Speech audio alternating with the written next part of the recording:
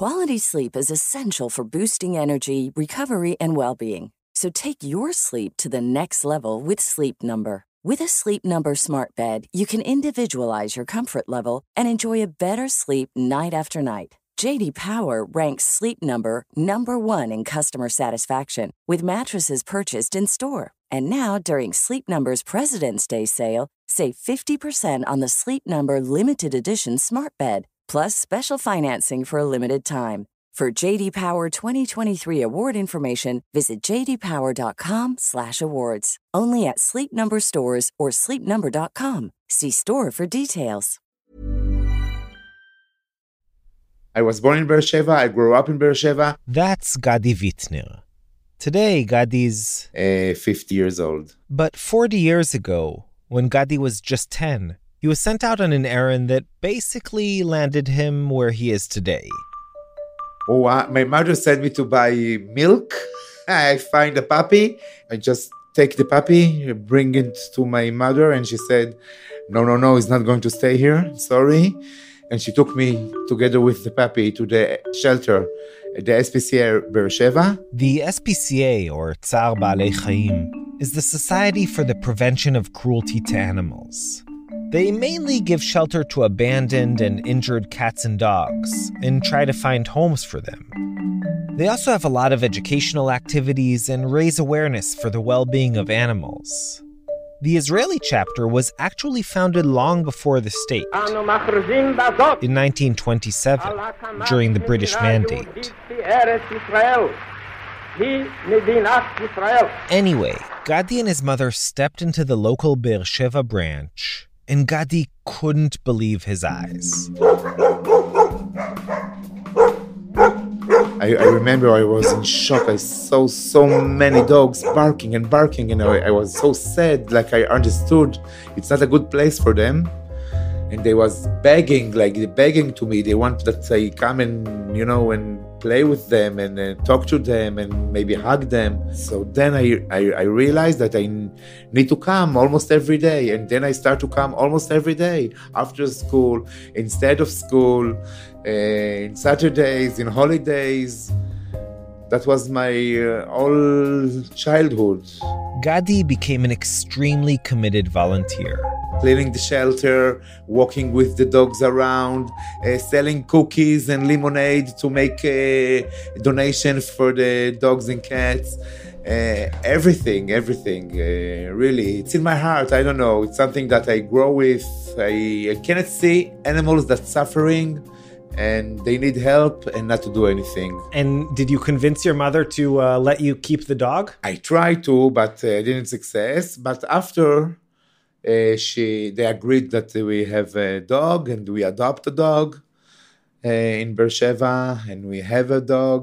But the first one that she said no, it's changed my life, I think, because she took me to the SPCA. Who knows, maybe I didn't know the SPCA if she didn't take me there. Gadi ultimately left Beersheba and moved to Tel Aviv. But one thing hasn't changed. From then, I didn't leave the SPCA. For the last 20 years, he served as the organization's spokesperson. And let's just say he's been pretty busy since the pandemic struck. In the corona time, it's starting very bad. A lot of people start to abandon the animals. We was scared that, wow, what's going to be? Now we're going to have so many animals that people want to throw away. People was scared if they can bring disease to them, the corona, if they pass the corona, or I don't know, if it's contagious or not contagious. People was in panic a little bit. The number of abandoned animals spiked. And amid all the uncertainty and chaos of those early days, Gadi and his colleagues tried to reassure the public. We tell the people, don't be afraid. It's not contagious from animals to human beings, and from human beings to animals, don't be afraid. And then something happened. Suddenly, SPCA shelters around the country were packed, but not with abandoned animals. Instead, they were packed with people. seeking to adopt a quarantine companion. You know how many people want to adopt dogs and cats in the corona time? I think the virus corona did something great for the abandoned animals. Almost all the shelters in Israel are empty now. Adoption. Every day adoption. A lot of adoption. I never see that before. Never see that before. Unbelievable. It's something that I don't know what to say. Thanks you, Corona. Wow. It's very good for the dogs and the cats. But I don't want the Corona stay, for sure. I don't want. But I want the dogs and cats find a good place. And why do you think it is that during Corona, suddenly everyone wanted to adopt a dog? People don't want to be alone. People want to take care of someone. People want to be together, hug someone maybe. And the children was at home alone and they need someone to be with them. It's good for the children, of course. So that's the reason. One of those new dog owners is Tzion. My name is Tzion Mizrahi. I'm 29 years old. I live in Tel Aviv, in Florentine, and my dog name is Kimi. Before Corona, Tzion was a stage manager, but on March 5th he was let go.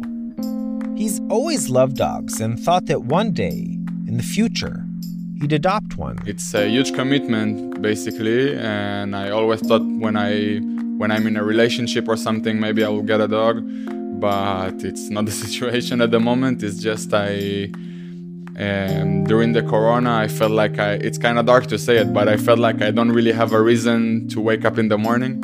Yeah, I felt like a dog can be perfect for the situation. What was the first night like when you brought her home? It was like to have a baby, I swear. It was, I woke up, I think, at 6 a.m. because I heard some noise, and I was like, what's up? And she was completely fine, actually. She's the perfect dog. She's really quiet. She never barks. I talk with her a lot, and I have someone to take care of. I don't know, it's something it's in me, I guess. It's a Moroccan thing to take care of someone, and I am really happy about it. I'm really happy that she's here. I feel the bond between us growing more and more. For now, the only thing I really care about is Kimi. It's like she's my little baby. But not everyone's as committed as Tzion. And as happy as Gadi was to see so many animals find new homes, he was worried that something else might be going on here. You see, back in March and April, when Israelis were ordered to quarantine at home, one of the only legal ways of venturing out of the house was to walk your dog. Do you think that some people actually adopted a dog so that they could get out of the house? I'm sure. I'm positive. Yes. He and his colleagues were afraid that as soon as the government would ease the quarantine restrictions, folks would just return the dogs. They did their absolute best to screen people and enumerate the various responsibilities of having a pet. Dogs are not telephones, are not plants, are not pillows. They have a heart, they have feelings, we cannot hurt them. And that spiel more or less worked. Of the 200 plus dogs that were adopted from the SPCA's Tel Aviv shelter during Corona, only 20 were brought back. 20 dogs, it's sad, but it's okay. It's okay. For now, it's okay. And I hope it's going to stay like that. I hope. The other 180 are, as far as Gadi knows, as happy as could be, including, well, the 2 dogs that he himself adopted. In the Corona, we adopt 2 dogs. The Lily, the Bambi, that's her name. And we love them. And so now we have 3 cats and 2 dogs. Happy house.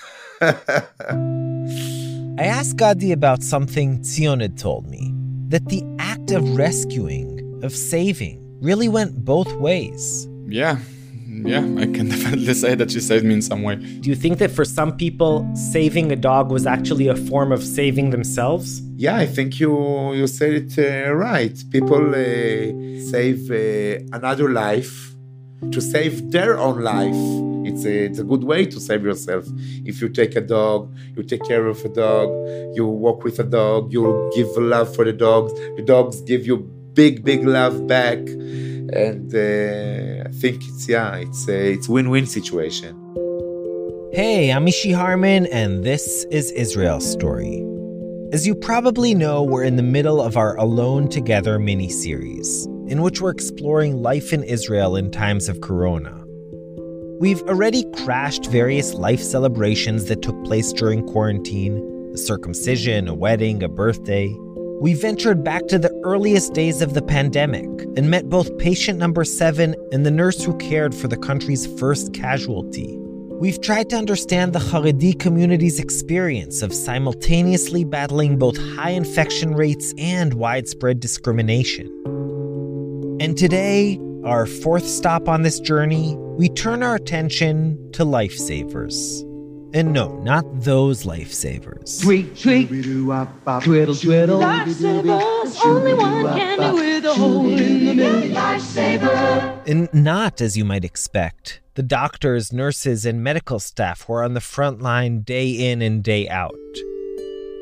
But rather to the delicate interplay of saving and being saved. If, God forbid, you find yourself in a medical emergency in Israel, you dial 101 for Magen David Adom.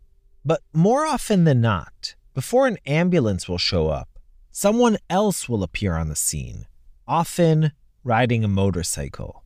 These are the volunteer medics of a national organization called Ichud Hatzalah, or Ichud Hatzalah in Hebrew. And those extra moments, they can literally be the difference between life and death. Ichud Hatzalah has a massive network of trained volunteers. The vast majority of them are regular people, going about their daily lives. But because there's so many of them, and because they're scattered all over the country, from Druze villages to ultra-Orthodox neighborhoods, there's almost always someone nearby whenever an emergency arises. Hatzalah means rescue, and that was the name that Rabbi Herschel Weber gave a new volunteer emergency service he created in Brooklyn, New York, back in the late 1960s.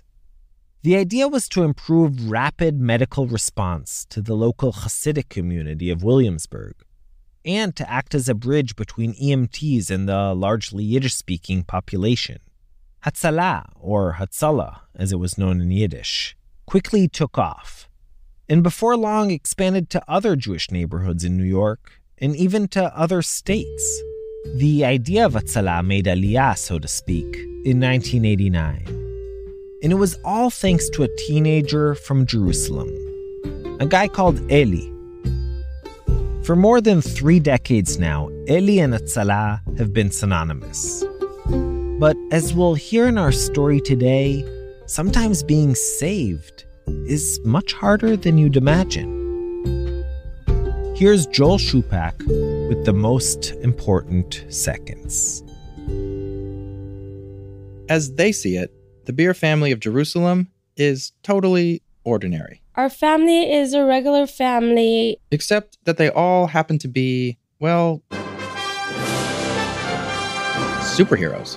We just do our thing, eating breakfast, saving lives. See what I mean? Completely normal. This is the eldest daughter, Avigail. I'm Avigail Beer, 24 years old, single. And this is Avigail's father, Eli. So my name is Eli Beer like the drink. Though he looks like your average middle-aged dad, more Clark Griswold than Clark Kent, his whole life is about one thing: saving people in distress. He's the founder and president of Ichud Hatzalah, an organization that responds to roughly 1,800 calls a day and has, according to the Israel Heart Society, reduced the rate of cardiac arrest deaths in Israel by as much as 50%. We get an alert on the phone and we just stop everything we're doing and we run out and we get there in 90 seconds. They don't transport people to the hospital themselves, but rather administer emergency care at the scene till Magen David Adom arrives. Now, private emergency medical services exist around the world, of course, but Ellie's is unique. While most focus on a specific neighborhood or community, United Hatzalah covers the entire country. There are Jewish volunteers, Muslim volunteers, Christian volunteers, Druze volunteers, religious, secular, you name it. And what's more, their services are completely free. Wherever there's an emergency, Ellie's volunteer medics show up wearing their version of a cape, a bright orange safety vest. For Ellie, Hatzalah is absolutely everything. Hatzalah is his entire world. That's the only thing he cared about. For more than 30 years now, he's been single-mindedly focused on saving lives. At least, that is. Till the ambulances show up. And then I go to the next one. On to the next emergency. He's been the first responder at countless catastrophes. Car accidents, bombings, stabbings, heart attacks. But these days, like a true superhero, Ellie spends most of his time flying. Literally. We actually call him Avinu Shebashamayim. That's our Father who is in heaven. Because he's in the sky traveling from city to city and from country to country all the time. See, while the rest of his family is busy making breakfast and saving lives in Jerusalem, Ellie crisscrosses the globe raising money for United Hatzalah. In fact, he's only home for a total of 2 months out of the year. 2 months. That means he misses birthdays, anniversaries, Shabbat dinners, holidays, all in order to spread the gospel of better ambulance networks around the world. But what happens when this Hatzalah Superman meets his kryptonite? Every superhero has an origin story. Bit by a radioactive spider. Ouch! It bit me. Why is it glowing that way? Sent from the planet Krypton. His dense molecular structure will make him strong. Sculpted from clay and raised by Amazons. You must find the strongest Amazon maiden and send her to the United States. Ellie grew up in Beit Vagan, an Orthodox neighborhood in Jerusalem. And like all superheroes, he was originally pretty unremarkable. I was like a little geek, and I wasn't such a popular person. But on June 2nd, 1978, he saw something that would change the rest of his life. As he was walking home from school with his older brother, the number 12 bus exploded right in front of them. He and his brother were safe, but 6 people were killed and 19 were injured. Young Ellie was traumatized. I was so bothered by what I saw, and I grew up with this desire to go ahead and save people's lives. That led me to joining an ambulance when I was 15 years old. Many Israeli teenagers volunteer as EMTs, emergency medical technicians, with Magen David Adom. They undergo training, get to ride in an ambulance, and hopefully help people in need. For Ellie, this was almost a dream come true. I helped a lot of people. We transported people, we bandaged people, but I never actually got to save anyone. And then, a year and a half into volunteering, the Magen David Adom dispatcher got an urgent call. A 7-year-old boy across town was choking on a hot dog. And we were the ambulance that was sent to save this child. They put on the siren and sped off. But it was terrible traffic. It took us 21 minutes to arrive. By the time we got there, we heard the screaming and yelling from the mother. And while we were working on this kid, a doctor who lived a block away, he was actually walking his dog, and he came into the apartment and he started helping us. And a few minutes later, he said, just bring a sheet to cover him. There was nothing to do. In that moment, I had like an epiphany. This child could have been saved if this doctor would have known 20 minutes earlier. He lives in the neighborhood. He's a block away. And that epiphany, it was the seed that ultimately grew into what is now United Hatzalah. What if, Ellie thought, every block had an undercover medic, a regular person with a secret identity? People who would go about their day as usual, and then, at the drop of a hat, or the beep of a pager, would transform into lifesavers and rush to the scene just as a citizen was in trouble. He pitched his idea to Magen David Adom, but they weren't interested. So he decided to go at it himself. One small snag, he wasn't even 18 years old yet. Nothing comes easy. Anything that comes easy is not a real good idea. He collected some friends, and together they bought a police scanner to find out about emergencies and some walkie-talkies. to alert nearby volunteers. We heard the address, we heard the name, we heard everything, and we would actually respond to the call. That's how we did it. And that's how we started, with 15 people with chutzpah, chasing emergency calls. Then one day, it finally happened. Eli was working at his father's bookshop, casually listening to his walkie-talkie. A call came in, reporting a car accident in front of a bakery just down the street. And I just ran out of the store. I think I left the store without any people watching over the cash register. It took me 30 seconds to get there. I got to a man who was laying on the floor, bleeding terribly from a car accident. The car hit him. People surrounding him, they didn't know what to do, and I knew what to do. The guy from the bakery was trying his best to help. He was running in and out of his store, trying to bring things for me to stop the bleeding. Tissues, napkins, and I stopped his bleeding by using my yarmulke on my head because I had no bandages on me. And believe it or not, it worked. Eli Beer had finally saved someone's life. It was the best feeling in the world. Once they saved one person, that was it. You're done. It's like a drug addiction, you know? You don't want to stop. Word of the dramatic rescue traveled fast. So I became like a little hero in the neighborhood. And actually, it was good also for the female situation of mine because I was so geeky. And pretty soon, people wanted to join him. Like within 2 months, we were 30. And then we were 45 and 60 and 80 and 100. Even the guy bringing tissues from the bakery became a volunteer. And as for Eli's female situation, well, just a couple years later, he married Gitti, who he refers to as his, quote, second wife. His first, of course, is Hatzalah. So that's how it all started. Eli had gone from a geeky kid to a local superhero. Today, after many organizational twists and turns, mergers, splits, renamings, etc., United Hatzalah has 6,000 volunteers, all working together with a common goal: to save lives. We are there for the most important seconds of a person's life.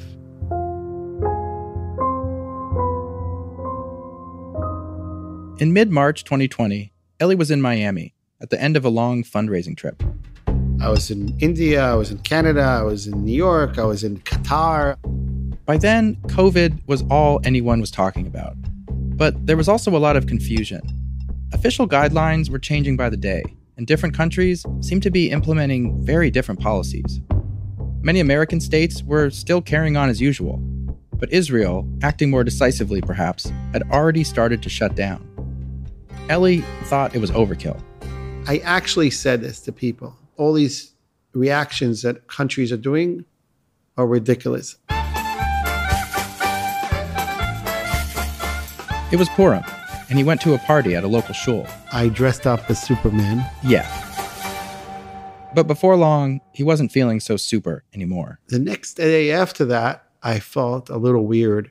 It started with a mild fever. 99. Despite his general skepticism, Eli played it safe. I canceled all my meetings and all my events.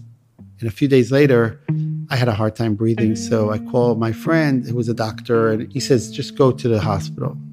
I thought they're going to say, you're fine, just go back home. But they said, you have to go into ICU. His blood oxygen level was dangerously low. They took a test, and the next day they said, I'm positive, COVID-19. At the start of what was sure to be a crucial period for his organization, a time when the world would need as many superheroes as it could possibly get, Eli was suddenly out of commission. He was taken to an isolated wing of the University of Miami Hospital. Doctors and nurses were covered head to toe in protective gear. They looked like they were flying in space. His family knew where he was, of course, but they weren't too worried. He was, after all, Eli Beer. Eli Beer wasn't something that would die. You know, that's what they thought. 3 days later, my situation got worse and worse, and they said they had no choice but to put me into a coma, put a pipe in my lungs, and intubate me. Well, I'm a volunteer of Hatzalah for 32 years, and I know what intubation means. It's not something we do to people who are healthy and in good shape. You do this to people who are very sick. They gave me some time to digest it, and they gave me time to speak to people. He recorded a video message for all his fellow Hatzalah volunteers. Hi, everyone. This is my 4th day in the ICU in Miami. Eli was doing his best to seem confident and resolute, but honestly, it's like watching Samson after losing his strength. My situation is difficult. My breathing is getting worse. The doctors recommended to put me to sleep, intubate me. His eyes were hardly open, his breath extremely labored. So, I needed to keep davening, keep doing mitzvahs, and continue supporting United Hatzalah. It's so important. Right now, I can't do my job and raise funds for Hatzalah. Make sure that people's lives are saved. I hope to meet you out of the hospital soon, healthy. And I hope you're all healthy. And no one should ever get sick with this terrible disease. Have a good Shabbos.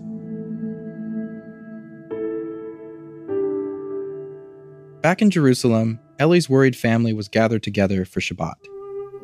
Here's Avigail again, his daughter. It was Shabbos, really late after the meal. We were sitting, the entire family, except my mom, she fell asleep. And we were just doing this big puzzle. It's a boat in the ocean, and you can see the sunlight going down. It's a beautiful puzzle. The phone rings, and we stopped doing the puzzle. I called 3 or 4 times. They didn't answer because Shabbat. We keep Shabbat because we're Orthodox. Eventually they answered. They knew it was serious. If I called them on Shabbat, this was serious. This wasn't a joke. When I answered the phone, I told him, "Daddy, it's Friday night. Why are you calling?" He wasn't really breathing well, so he was really hard for him to say the words. So he started crying, and he said that he loves us and that we should continue saving lives and doing good things in Israel. I told him, listen, I'm going to be away for a few days. I'm shutting my phone. They're putting me to sleep. Don't worry. They are great doctors here. They know what they're doing. I knew I have a 50% chance of not recovering. I knew they knew, and they knew I knew, and it was like it wasn't said. And with that, it was time. So once they put the medication to put you into a coma, you don't have time to think. It takes 30 seconds or less. It was like, I have to breathe. This is it. And you disappear.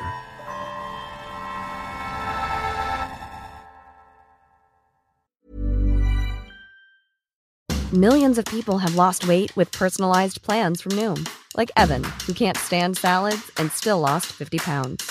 Salads generally for most people are the easy button, right? For me, that wasn't an option. I never really was a salad guy. That's just not who I am. But Noom worked for me. Get your personalized plan today at Noom.com. Real Noom user compensated to provide their story. In 4 weeks, the typical Noom user can expect to lose 1 to 2 pounds per week. Individual results may vary.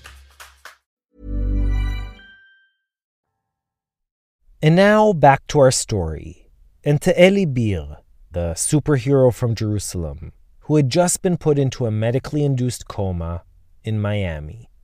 Here's Joel. It was March 20th. Passover was less than 3 weeks away, and Eli's family hoped he would be home by then. In the beginning, we were really optimistic. Our father is a lion. But days passed, and Eli continued to sleep. After a few weeks, nothing changed. On March 31st, 11 days after Eli was intubated, United Hatzalah organized a virtual mass prayer for his recovery.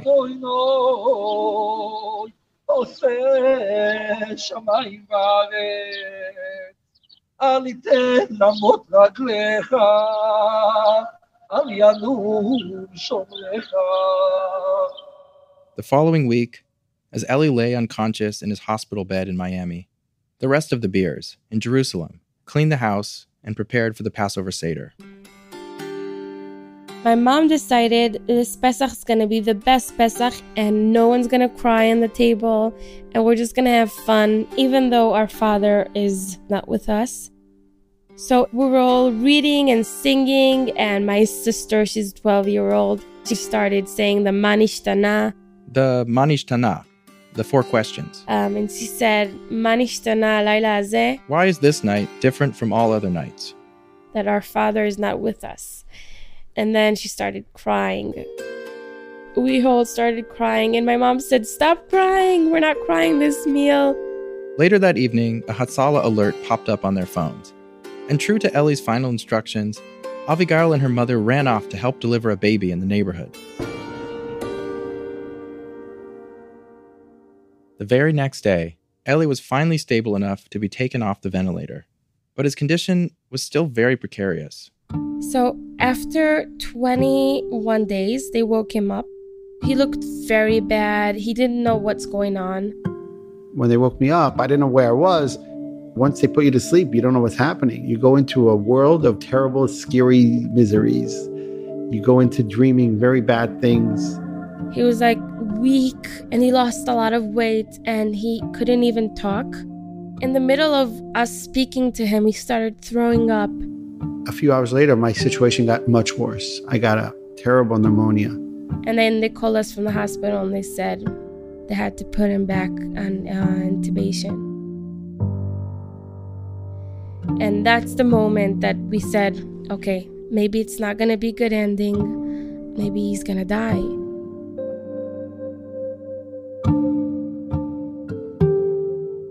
Half a world away, Ellie's eyes remained closed. But it wasn't a calm sleep. Instead, it was filled with feverish hallucinations. In his mind, he was traveling all over the world, skipping from one disaster to the next. I dreamt about trying to save people and everyone's dying, and like people were drowning in a flooding.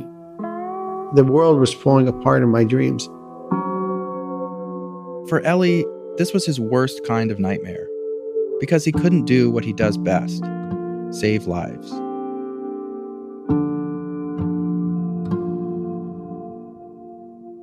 On April 14th, nearly a month after Ellie had first gone under, his daughter Avigail was out delivering medicine to a family in Jerusalem. Her phone pinged. She looked down and saw a WhatsApp message. It was an image. And suddenly I saw my father. He was still hooked up to IVs and oxygen tubes. But he looked alive. He was awake and breathing on his own. She immediately called her father at the hospital. And I started crying. He said, Avigail, what are you crying? Like, I saw you 2 days ago. He didn't know what he's talking about. See, in Ellie's reality, he hadn't been in a coma. He'd been navigating a series of global catastrophes and failing to save anyone, over and over again.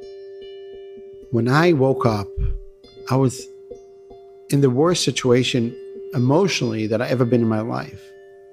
I seen terrible things in my life. I saw bomb attacks. Never felt so distressed like I felt when I woke up. He was disoriented and confused. And then he started talking about a diet we have to take, and he's gonna buy a lot of vegetables and we're gonna start a diet. I'm like, what diet? We thought you're dead. It took quite a few days for me to get back to myself. Ellie had awoken from terrifying dreams into a terrifying reality, an altered world. And there was a lot of catching up to do. Painful stuff. In 1 month that I was away, everything shut down. People were dying. People were hospitalized in bad situations. 3 cousins of mine, young people, passed away in New York.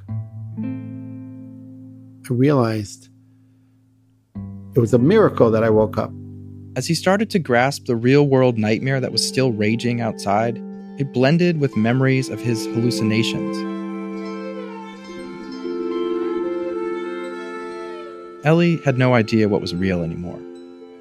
As someone who'd spent so many years dedicated to the most important seconds of life or death situations, Ellie was now blindsided, traumatized even, by having been saved himself.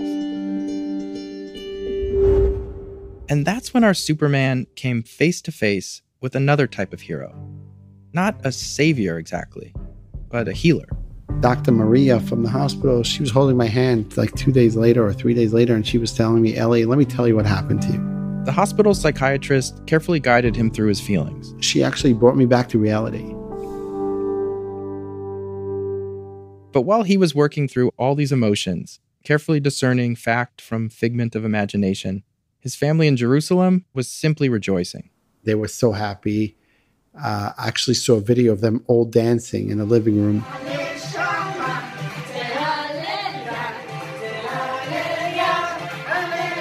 We put on music on full volume.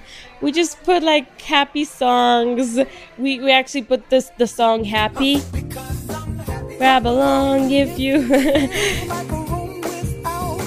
Our neighbors called. They're like, everything okay? Because, you know, the house was like silence for a month and a half. Everyone was like really sad, and then this music full volume. I felt like I won the lottery. Once he had regained enough of his strength, Eli Beer came back to Israel on a special flight. His whole family came to the airport to meet him. You know, after so many days in the house, we put the pajamas away and we really got dressed. We got there so early because we didn't want to miss the landing and everything.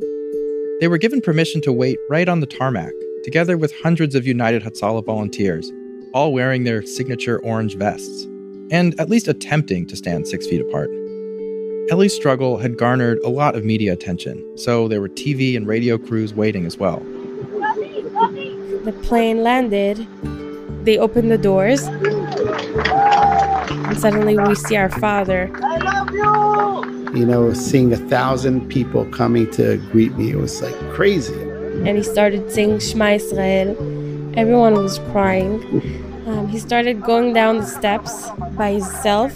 Probably one of the best days of my life, if not the best, walking down the steps of the plane.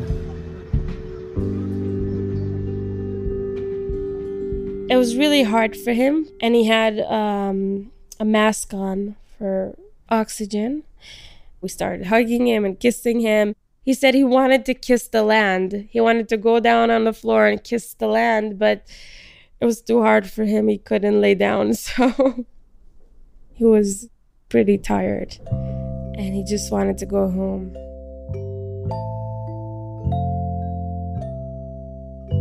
Eli did indeed eventually go home, and started his long path to recovery. And just like the end of any good comic book, after a daring escape from the forces of darkness, our hero is out of trouble and even more committed to saving lives. And that's what I'm going to spend my time doing for the next 95 years.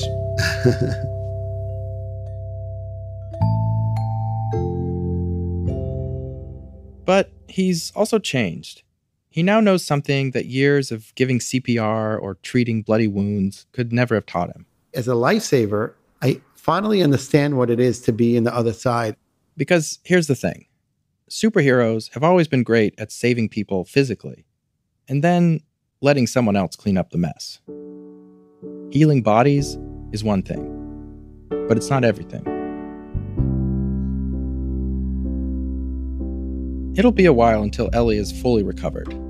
He goes to physical therapy every day. And when he does regain his strength, I imagine he'll be a little less Superman and a little more Dr. Maria. His work will always be focused on the most important seconds of people's lives. But if his brush with mortality taught him anything, it's that those seconds are just the beginning of the healing process. And as I look around at a world in so much need of repair, I think someone who understands that is just the kind of hero we need right now. Joel Shupak.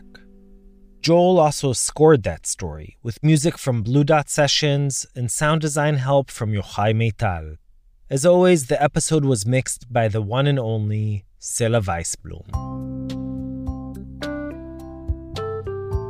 You can hear all our episodes, including the previous parts of our COVID-19 miniseries, Alone Together, on our site, israelstory.org, or by searching for Israel Story on Apple Podcasts, Spotify, Stitcher, or wherever you get your podcasts.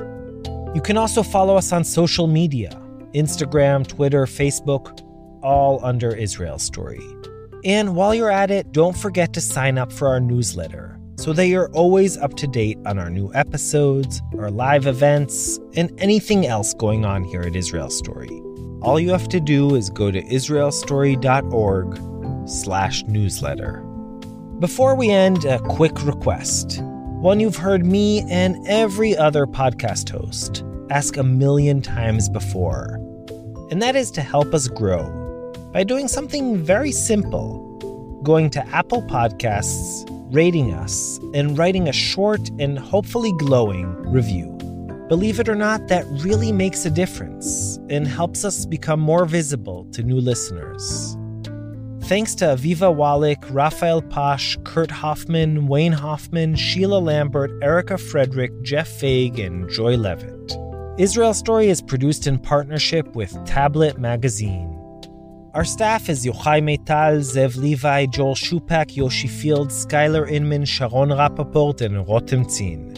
Abby Adler, Marie Ruder, and Carly Rubin, our wonderful production interns. Jeff Umbro from the Podglomerate is our marketing director. I'm Ishi Harman, and we'll be back very soon with part 5 of Alone Together. I said that maybe we can start a Tinder that is just for corona patients. And the first date can be going to visit grandma and grandpa, no fear. So till then, stay safe, shalom shalom, and yalla bye. So now we are in the yard, the shelter.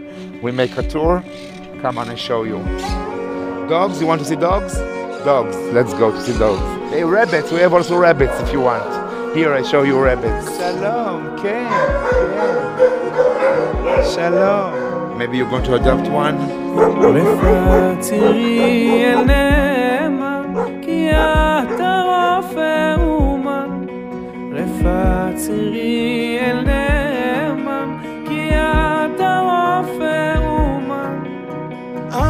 ראשי שוב חלשי ותן כוח לנפשי עד ראשי שוב חלשי ותן כוח לנפשי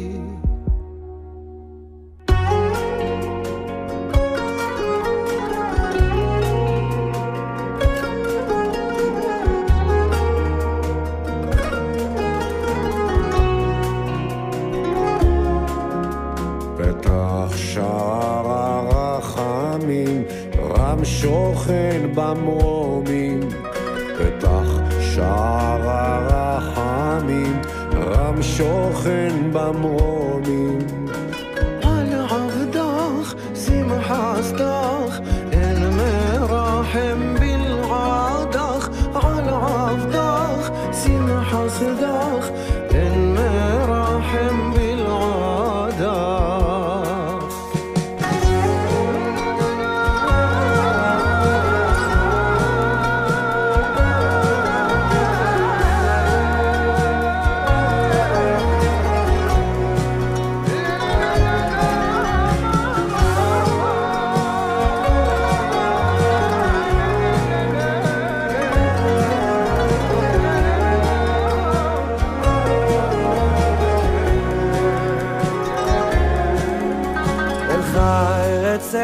תפילתי וחוש על עזרתי אלך ארצה תפילתי וחוש על עזרתי במהרה ורקרה להבן הגבירה במהרה ורקרה להבן הגבירה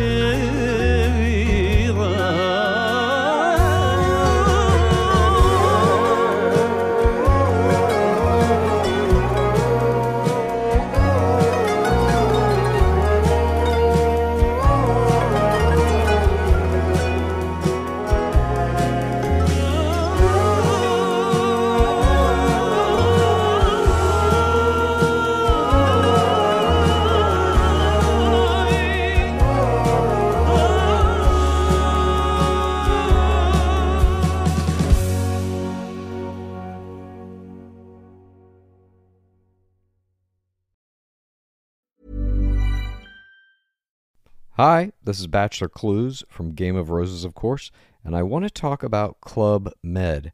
Everybody knows Club Med has been the pioneer of the all-inclusive resort since 1950, with almost 70 resorts worldwide, ranging from beachside destinations in the Caribbean and Mexico to exotic locations like the Maldives and Morocco, or even the mountain destinations like Japan and the European Alps. Dine on delicious gourmet cuisine, enjoy more than 20 activities, and make memories with your family. For more information, visit clubmed.us or call 1-800-CLUB-MED or your travel advisor.